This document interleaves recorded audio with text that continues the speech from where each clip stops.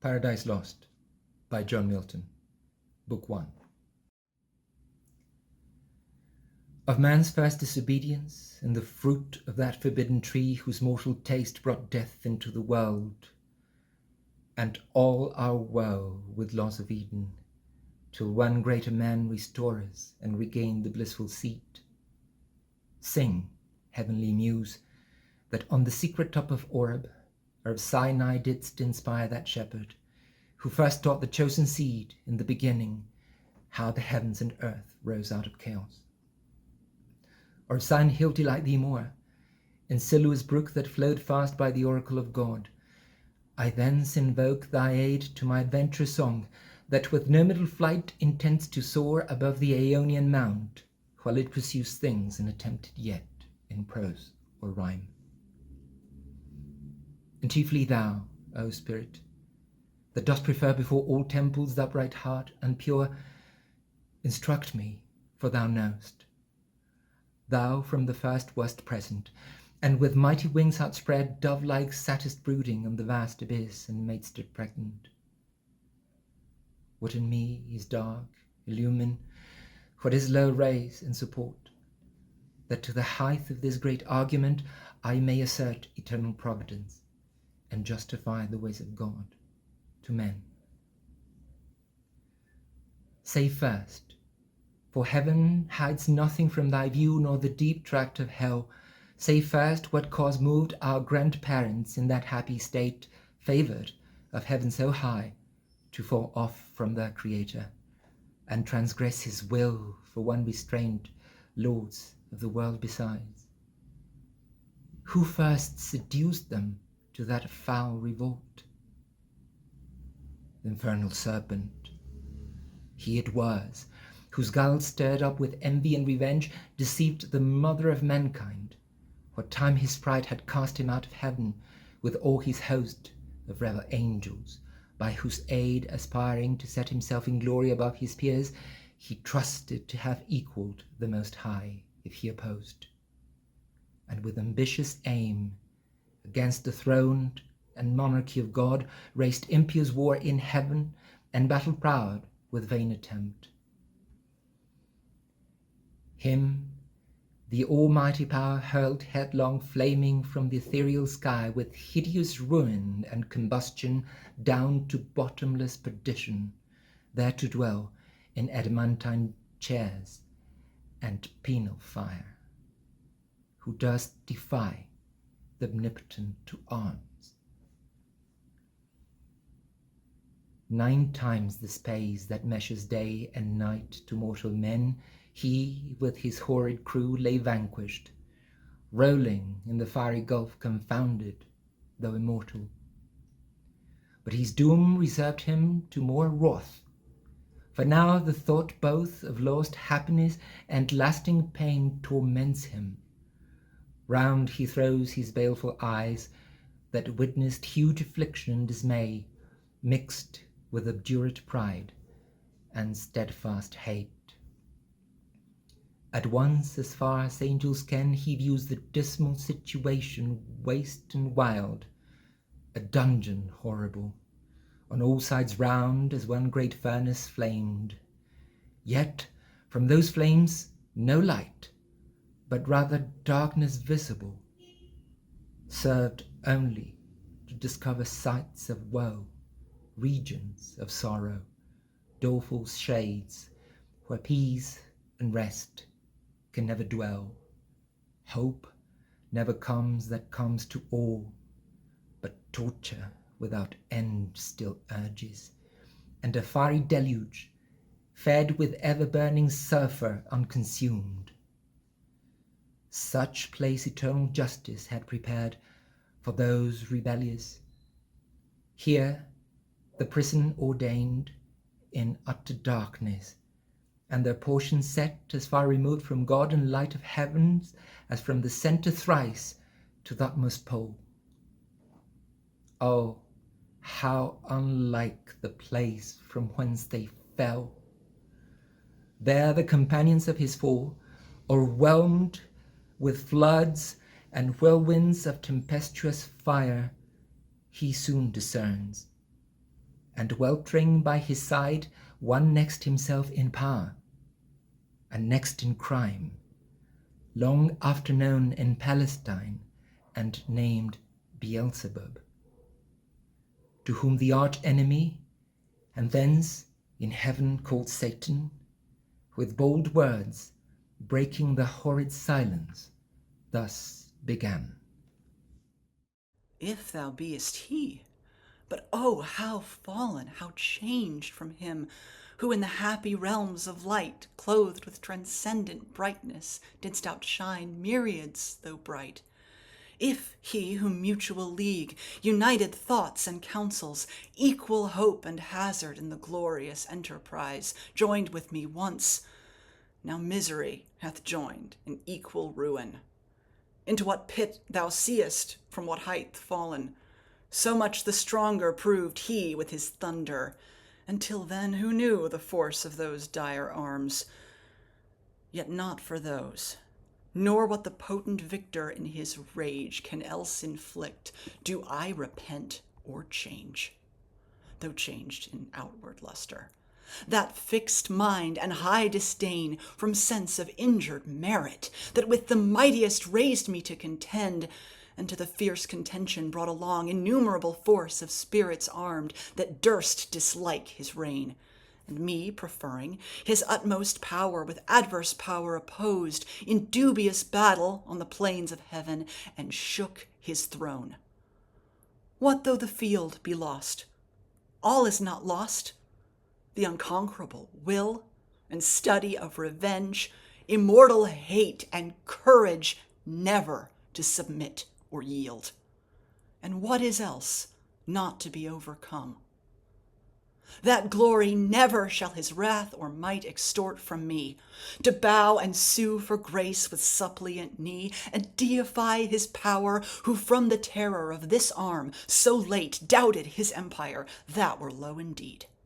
That were an ignominy and shame beneath this downfall, since by fate the strength of gods and this imperial substance cannot fail, since through experience of this great event, in arms not worse, in foresight much advanced, we may with more successful hope resolve to wage by force or guile eternal war, irreconcilable to our grand foe, who now triumphs, and in the excess of joy, sole reigning holds the tyranny of heaven. So spake the apostate angel, though in pain, vaunting aloud, but racked with deep despair. And him thus answered soon his bold compeer: O Prince, O Chief of many throned powers, that led the embattled seraphim to war under thy conduct, and in dreadful deeds fearless endangered heaven's perpetual king, and put to proof his high supremacy, whether upheld by strength or chance or fate. Too well I see and rue the dire event, that with sad overthrow and foul defeat hath lost us heaven, and all this mighty host in horrible destruction laid thus low.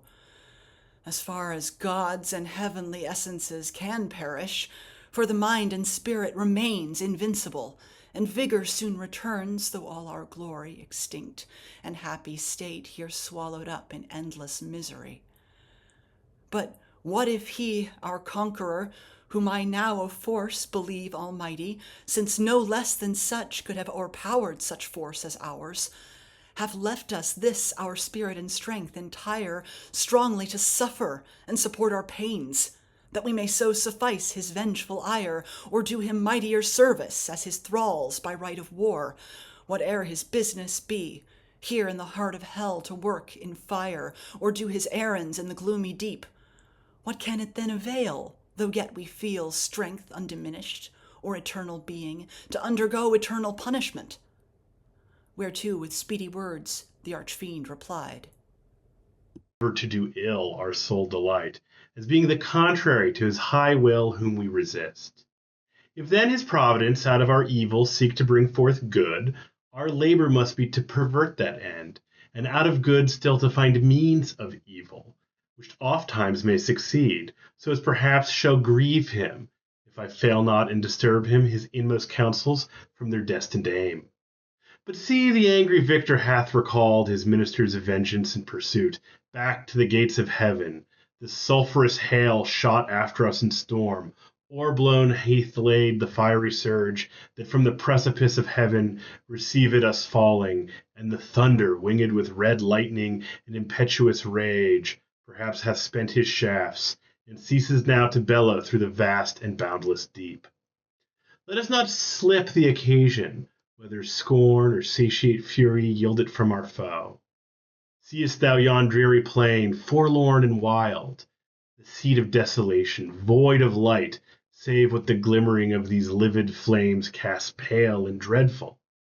Thither let us tend from off the tossing of these fiery waves, there rest, if any rest can harbor there, and reassembling our afflicted powers, consult how we may henceforth most offend our enemy, our own loss how repair, how overcome this dire calamity, what reinforcement we may gain from hope, if not what resolution from despair.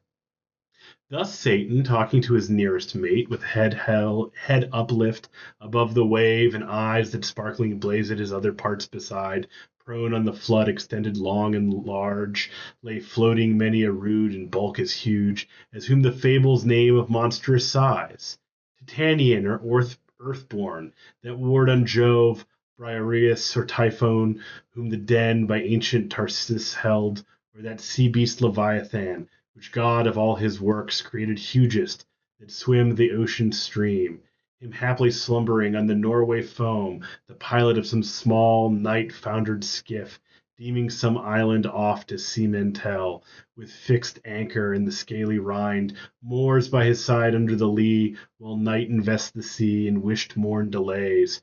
So stretched out huge in length the arch-fiend lay, chained on the burning lake, nor ever thence had risen or heaved his head, but that the will and high permission of all ruling heaven left him at large to his own dark designs, that with reiterated crimes he might heap on himself damnation, while he sought evil to others, and enraged might see how all his malice served but to bring forth infinite goodness, grace, and mercy shown on man by him seduced, but on himself treble confusion, wrath, and vengeance poured. Forthright upright he rears from off the pool, his mighty stature.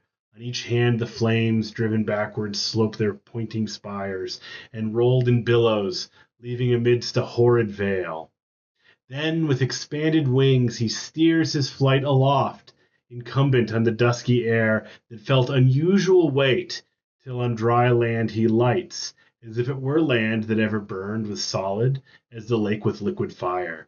And such appeared in hue as when the force of subterranean wind transports a hill torn from Polaris, or the shattered side of thundering Etna, whose combustible and fouled entrails thence conceiving fire, sublimed with mineral fury aid the winds, and leave a singed bottom all involved with stench and smoke. Such resting found the soul of unblessed feet. Him followed his next mate, both glorying to have scaped the Stygian flood as gods, and by their own recovered strength, not by the sufferance of supernal power. Is this the region, this the soil, the clime? Said then the lost archangel. This the seat that we must change for heaven, for this mournful gloom, for that celestial light? Be it so, since he who now is sovereign can dispose and bid what shall be right. Furthest from him is best, whom reason hath equaled, force hath made supreme above his equals. Farewell, happy fields, where joy forever dwells. Hail, horrors! Hail, infernal world, and thou profoundest hell, receive thy new possessor. One who brings a mind not to be changed by place or time.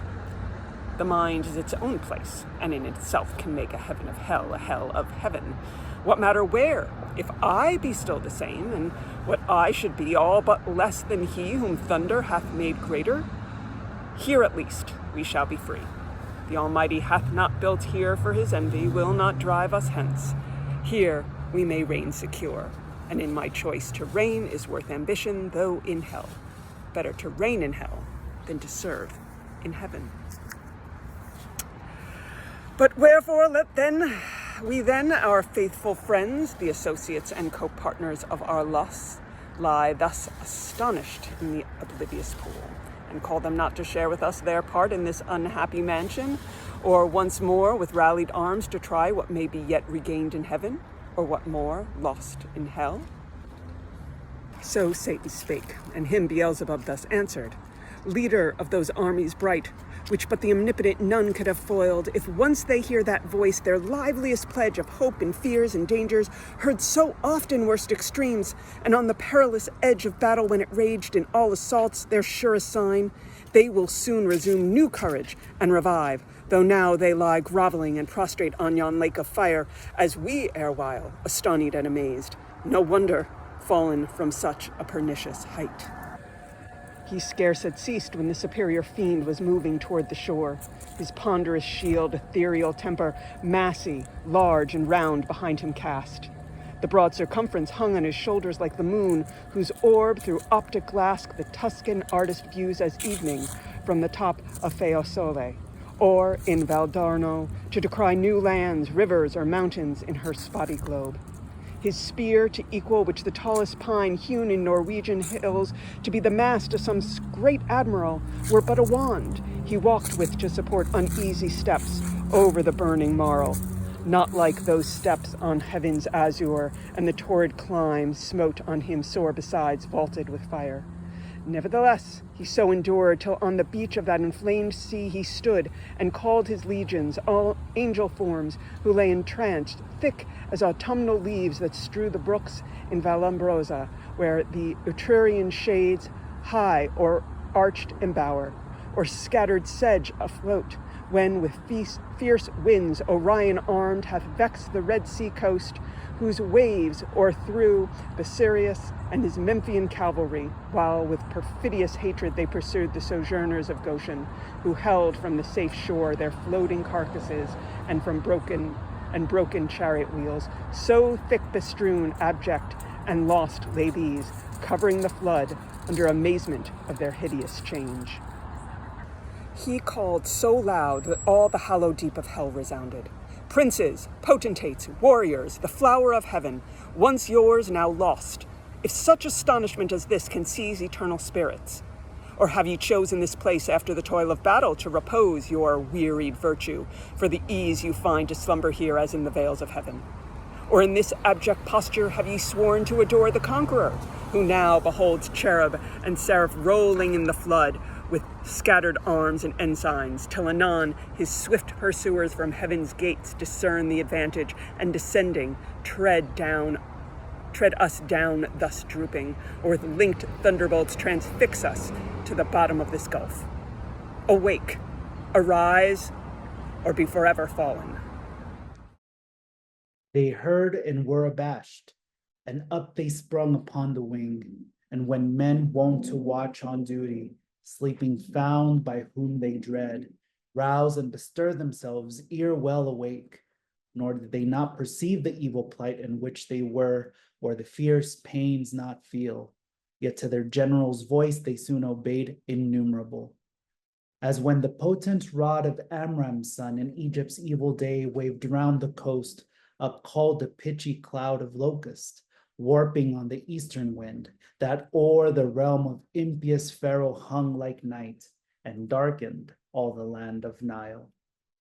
So numberless were those bad angels seen hovering on wing under the cope of hell, twixt upper, nether, and surrounding fires, till, as a signal given, th' uplifted spear of their great sultan waving to direct their course, and even balanced down they light on the firm brimstone, and fill all the plain, a multitude, like which the populous north poured never from her frozen loins to pass Rhine or the Danube, when her barbarous sons came like a deluge on the south and spread beneath Gibraltar to the Libyan sands. Forthwith from every squadron and each band the heads and leaders thither haste where stood their great commander, godlike shapes and forms excelling human, princely dignities, and powers that erst in heaven sat on thrones. Though of their names in heavenly records now be no memorial blotted out and raised by the rebellion from the books of life. Nor had they yet among the sons of Eve got them new names, till wandering o'er the earth through God's high sufferance from the trial of man, by falsities and lies, the greatest part of mankind they corrupted to forsake God their Creator and the invisible glory of Him that made them, to transform oft to the image of the brute, adorned with the gay religious full of pomp and gold and devils to adore for deities. Then were they known to men by various names and various idols through the heathen world. Say, muse their names then known, who first, who last roused from the slumber on the fiery couch. At their emperor's call, as next in worth came singly where he stood on the bare strand, while the promiscuous crowd stood yet aloof, the chief were those who from the pit of hell roaming to seek their prey on earth, durst fix their seats long after next the seat of God, their altars by his altar, gods adored among the nations round, and durst abide Jehovah's thundering out of Zion, throned between the cherubim, yea, often placed within his sanctuary itself their shrines, abominations, and with cursed things his holy rites and solemn feasts profaned, and with their darkness durst affront his light. First, Moloch, horrid king besmeared with blood of human sacrifice and parents' tears, through the noise of drums and timbrels loud their children's cries unheard, that passed through fire to his grim idol. Him the Ammonites worshipped in Rabbah and her watery plain, in Argob and in Basin, to the stream of utmost Arnon, nor content with such audacious neighborhood, the wisest heart of Solomon he led by fraud to build his temple right against the temple of God on the opprobrious hill, and made his grove the pleasant valley of Hinnom. Trophet thens and black Gehenna called the type of hell. Next, Chemos, the obscene dread of Moab's sons from Aroer to Nebo, and the wild of the southmost Abarim and Hezebom and Horonaim, Zion's realm, beyond the flowery dale of Sibma, clad with vines, and Aleli, the asphaltic pool. Peor, his other name, when he enticed Israel in Siddim on their march from Nile to do him wanton rites, which cost them woe. Yet thence his lustful orgies he enlarged even with the hill of scandal by the grove of Moloch homicide, lust hard by hate, till good Josiah drove them thence to hell. With these came they, who from the bordering flood of old Euphrates to the brook that parts Egypt from Syrian ground, had general names of Baalim and Ashtaroth, those male, these feminine. For spirits, when they please, can either sex assume, or both. So soft and uncompounded is their essence pure, not tied or manacled with joint or limb, nor founded on the brittle strength of bones, like cumbrous flesh. But in what shape they choose, dilated or condensed, bright or obscure, can execute their airy purposes, and works of love or enmity fulfill. For those, the race of Israel oft forsook their living strength, and, unfrequented, left his righteous altar, bowing lowly down to bestial gods, for which their heads, as low bound down in battle, sunk before the spear of despicable foes. With these in troop came Ashtoreth, whom the Phoenicians called Astarte, queen of heaven, with crescent horns, to whose bright image nightly by the moon Sidonian virgins paid their vows and songs.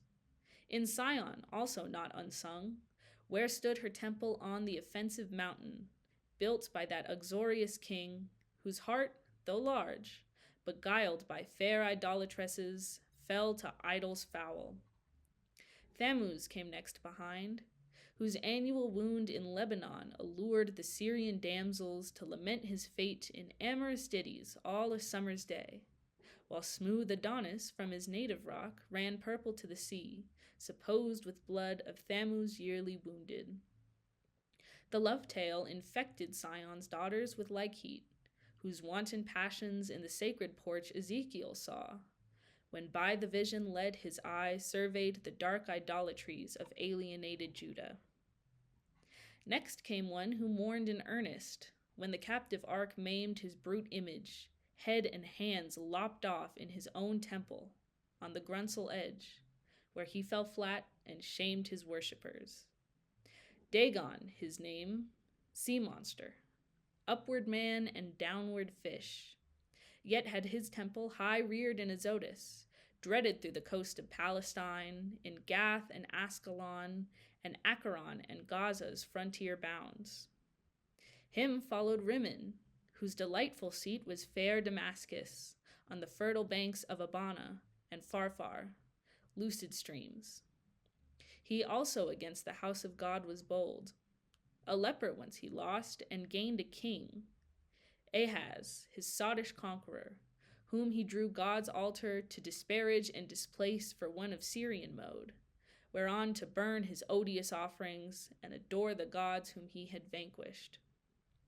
After these appeared a crew who, under names of old renown, Osiris, Isis, Horus, and their train with monstrous shapes and sorceries, abused fanatic Egypt and her priests, to seek their wandering gods disguised in brutish forms rather than human. Nor did Israel escape the infection when their borrowed gold composed the calf in Oreb, and the rebel king doubled that sin in Bethel and in Dan, likening his maker to the grazed ox, Jehovah, who in one night when he passed from Egypt marching, equaled with one stroke both her firstborn and all her bleeding gods. Belial came last, than whom a spirit more lewd fell not from heaven, or more gross to love vice for itself. To him no temple stood, or altar smoked, yet who more oft than he in temples and at altars, when the priest turns atheist, as did Eli's sons, who filled with lust and violence the house of God. In courts and palaces he also reigns, and in luxurious cities, where the noise of riot ascends above their loftiest towers, and injury and outrage. And when night darkens the streets, then wander forth the sons of Belial, flown with insolence and wine. Witness the streets of Sodom, and that night in Gibeah, when the hospitable door exposed a matron to avoid worse rape.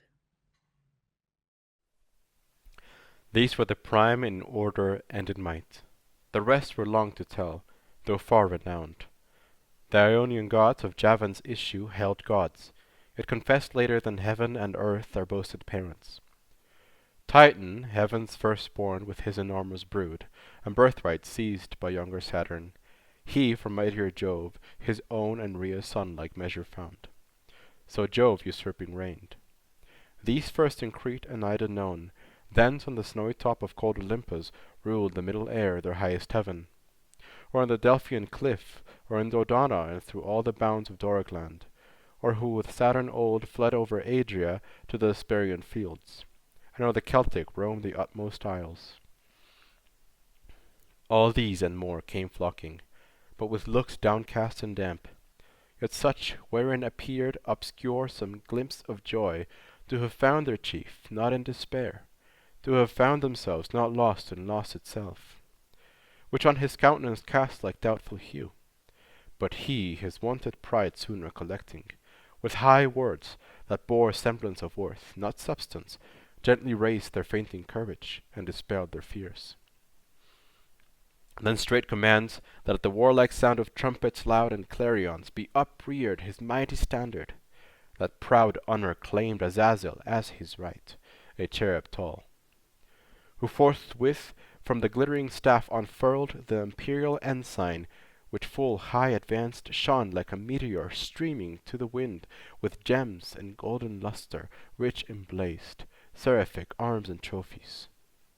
All the while sonorous metal blowing martial sounds, at which the universal host upsent a shout that tore hell's concave, and beyond frighted the reign of chaos and old night. All in a moment, through the gloom were seen 10,000 banners rise into the air, with orient colours waving. With them rose a forest huge of spears, and thronging helms appeared, and serried shields in thick array of depth immeasurable. And on they move in perfect phalanx to the Dorian mood of flutes and soft recorders, such as raised to height of noblest temper heroes old arming to battle. And instead of rage deliberate, valor breathed, firm and unmoved, with dread of death to flight or foul retreat, nor wanting power to mitigate and assuage with solemn touches troubled thoughts, and chase anguish and doubt and fear and sorrow and pain for mortal or immortal minds. Thus they, breathing united force with fixed thought, moved on in silence to soft pipes that charmed their painful steps o'er the burnt soil. And now advanced in view, they stand, a horrid front of dreadful length and dazzling arms, in guise of warriors old with ordered spear and shield, awaiting what command their mighty chief had to impose. He to the armed files darts his experienced eye, and soon traversed the whole battalion views, their order due, their visages and stature as of gods, their number less he sums. And now his heart distends with pride, and hardening in his strength glories, for never since created man met such embodied force as named with these could merit more than that small infantry warred on by cranes. Though all the giant brood of Phlegra with the heroic race were joined that fought at Thebes and Ilium on each side mixed with auxiliary gods, and what resounds in fable or romance of Uther's son, begirt with British and Armoric knights, and all whose sins, baptized or infidel, jousted in Espermont or Montalban, Damasco or Morocco or Trebizond, or whom Biserta sent from Afric's shore when Charlemagne with all his peerage fell by Fontarabia. Thus far these beyond compare of mortal prowess, yet observed their dread commander. He above the rest in shape and gesture proudly eminent stood like a tower. His form had yet not lost all her original brightness, nor appeared less than archangel ruined, and the excess of glory obscured, as when the sun new risen looks through the horizontal misty air shorn of his beams, or from behind the moon in dim eclipse disastrous twilight sheds on half the nations, and with fear of change perplexes monarchs. Darkened so, yet shone above them all the archangel. But his face deep scars of thunder had entrenched, and care sat on his faded cheek, but under brows of dauntless courage and considerate pride waiting revenge. Cruel his eye, but cast signs of remorse and passion to behold the fellows of his crime. The followers rather, far other once beheld in bliss, condemned, forever now to have their lot in pain, millions of spirits for his fault immersed of heaven, and from eternal splendors flung for his revolt, yet faithful how they stood, their glory withered. As when heaven's fire hath scathed the forest oaks or mountain pines, with singed top their stately growth though bare, stands on the blasted heath. He now prepared to speak, whereat their doubled ranks they bend from wing to wing, and half enclose him round with all his peers. Attention held them mute. Thrice he essayed, and thrice in spite of scorn, tears such as angels weep burst forth. At last words interwove with sighs found out their way. O myriads of immortal spirits, O powers matchless, but with the Almighty, and that strife was not inglorious, though the event was dire, as this place testifies, and this dire change hateful to utter. But what power of mind for seeing or presaging from the depth of knowledge past or present could have feared how such united force of gods, how such as stood like these, could ever know repulse? For who can yet believe, though after loss, that all these puissant legions, whose exile hath emptied heaven, shall fail to reascend self-raised, and repossess their native seat? For me be witness all the host of heaven, if counsels different, or danger shunned by me, have lost our hopes. But he who reigns monarch in heaven, till then as one secure sat on his throne, upheld by old repute, consent, or custom, and his regal state put forth at full, but still his strength concealed, which tempted our attempt, and wrought our fall. Henceforth his might we know, and know our own, so as not either to provoke or dread new war provoked. Our better part remains to work in close design, by fraud or guile what force effected not, that he no less at length from us may find, who overcomes by force, hath overcome but half his foe. Space may produce new worlds, whereof so rife there went a fame in heaven that he ere long intended to create, and therein plant a generation, whom his choice regard should favor equal to the sons of heaven. Thither, if but to pry, shall be perhaps our first eruption. Thither or elsewhere, for this infernal pit shall never hold celestial spirits in bondage, nor the abyss long under darkness cover. But these thoughts, full counsel must mature. Peace is despaired, for who can think submission? War, then, war open or understood, must be resolved. He spake, and to confirm his words, out flew millions of flaming swords, drawn from the thighs of mighty cherubim. The sudden blaze far round illumined hell. Highly they raged against the highest, and fierce with grasped arms clashed on their sounding shields the din of war, hurling defiance toward the vault of heaven.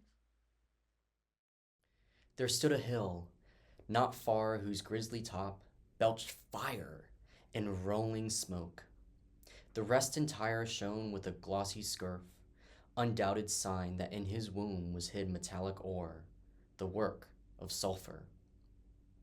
Thither winged with speed, a numerous brigade hastened, as when bands of pioneers with spade and pickaxe armed forerun the royal camp, to trench a field or cast a rampart. Mammon led them on. Mammon, the least erected spirit that fell from heaven. For even in heaven, his looks and thoughts were always downward bent, admiring more the riches of heaven's pavement, trotting gold, than aught divine or holy else enjoyed in vision beatific. By him first men also, and by his suggestion taught, ransacked the center, and with impious hands rifled the bowels of their mother earth for treasures better hid. Soon had his crew opened into the hill a spacious wound, and digged out ribs of gold. Let none admire that riches grow in hell, that soil may best deserve the precious bane. And here let those who boast in mortal things and wondering tell of Babel and the works of Memphian kings, learn how their greatest monuments of fame and strength and art are easily outdone by spirits reprobate. And in an hour, what in an age they with incessant toil and hands innumerable scarce perform. Nigh on the plain in many cells prepared, that underneath had veins of liquid fire sluiced from the lake, a second multitude, with wondrous art, founded the massy ore, severing each kind and scummed with the bullion dross. A third, as soon had formed within the ground of various mold, and from the boiling cells by strange conveyance filled each hollow nook. As in an organ, from one blast of wind to many a row of pipes the soundboard breathes. Anon out of the earth a fabric huge rose like an exhalation, with the sound of dulcet symphonies and voices sweet built like a temple, where pilasters round were set and Doric pillars overlaid with golden architrave. Nor did there want cornice or frieze with bossy sculptures graven, the roof was fretted gold. Not Babylon nor great Alcairo such magnificence equaled in all their glories to enshrine Belus or Serapis their gods, or seat their kings when Egypt with Assyria strove in wealth and luxury. The ascending pile stood fixed her stately height, and straight the doors, opening their brazen fold, discover wide within her ample spaces, o'er the smooth and level pavement. From the arched roof, pendant by subtle magic, many a row of starry lamps and blazing cressets fed, with naphtha and asphaltus yielded light as from a sky. The hasty multitude admiring entered, and the work some praise and some the architect. His hand was known in heaven by many a towered structure high, where sceptred angels held their residence, and sat as princes, whom the supreme king exalted to such power, and gave to rule, each in his hierarchy, the orders bright. Nor was his name unhoard or unadorned. In ancient Greece, in an Ausonian land, men called him Mulciber. And how he fell from heaven they fabled, thrown by angry Jove sheer o'er their crystal battlements. From morn to noon he fell, from noon to dewy eve, a summer's day. And with the setting sun dropped from the zenith like a falling star on Lemnos the Aegean isle. Thus they relate, erring, for he with this rebellious rout fell long before, nor aught availed him now to have built in heaven high towers, nor did he skate by all his engines, but was headlong sent with his industrious crew to build in hell. Meanwhile, the winged heralds, by command of sovereign power, with awful ceremony and trumpets sound, throughout the host proclaim a solemn council forthwith to be held at Pandemonium, the high capital of Satan and his peers. Their summons called from every band and squared regiment, by place or choice the worthiest. They anon with hundreds and with thousands trooping came, attended. All access was thronged, the gates and porches wide, but chief the spacious hall, though like a covered field, where champions bold wont ride in armed, and at the soldan's chair defied the best of Paynim chivalry to mortal combat or career with lance. Thick swarmed, both on the ground and in the air, brushed with the hiss of rustling wings. As bees in springtime, when the sun with Taurus rides, pour forth their populous youth about the hive in clusters, they among fresh dews and flowers fly to and fro, or on the smoothed plank, the suburb of their straw-built citadel, new rubbed with balm, expatiate and confer their state affairs. So thick the airy crowd swarmed and were straitened, till the signal given. Behold a wonder! They but now who seemed in bigness to surpass earth's giant sons, now less than smallest dwarfs, in narrow room throng numberless, like that Pygmaean race beyond the Indian mount, or fairy elves, whose midnight revels by a forest side, or fountain, some belated peasant sees, or dreams he sees, while overhead the moon sits arbitress, and nearer to the earth wheels her pale course. They on their mirth and dance intent, with jocund music charm his ear, at once with joy and fear his heart rebounds. Thus incorporeal spirits to smallest forms reduced their shapes immense, and were at large, though without number still amidst the hall of that infernal court. But far within, and in their own dimensions like themselves, the great seraphic lords and cherubim in close recess and secret conclave sat, 1,000 demigods on golden seats, frequent and full. After short silence then, and summons read, the great consult began.